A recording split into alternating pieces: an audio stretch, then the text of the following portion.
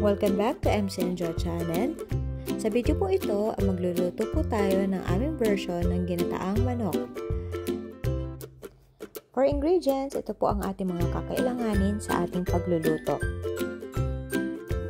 Garlic, onion, ginger, papaya, green chili, coconut milk powder, salt, black pepper powder, Ajinomoto, fish sauce, oyster sauce, and chopped chicken. Lagyan na natin ng mantika ang ating mainit na kawali. Igisa natin ang sibuyas, luya,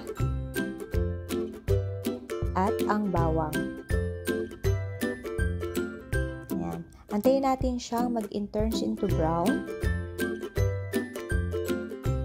Isunod na nating ilagay ang ating mga tinadtad na manok sa ating paggigisa. Halu-haluin lang natin ito at pwede na natin lagyan ng black pepper powder, fish sauce. Gisahin nating maigi hanggang sa ito ay mag-turns into brown. Pwede na natin itong takpan.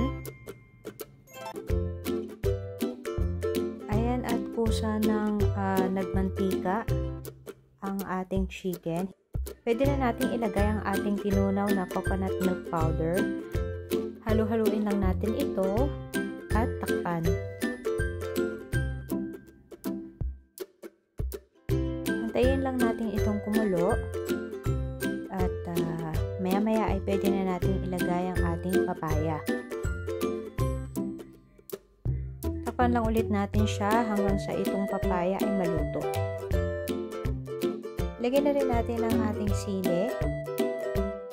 Medyo patuloyin natin ang ating sarsa para mas lalo ma-absorb ng chicken ang gata. Lagyan na rin natin ang mga pampalasa tulad ng Ajinomoto and salt. Haluin lang natin siya maigi. At takpan ulit natin siya for few minutes. At maya-mayang konti lang guys ay luto na ang ating ginataang manok. Yan, i-check natin kung luto na yung ating papaya. At pag luto na, yan, binudburan ko na rin ito ng spring onion. Ayan. Depende, nasa sa inyo kung gusto nyo lagyan ito or hindi. Optional lang naman. Sarsa pa lang ay ulam na.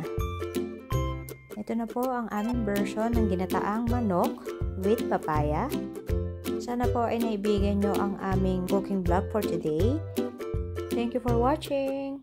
Please don't forget to subscribe, like, and share for more videos and good vibes. See you again on our next vlog. Bye!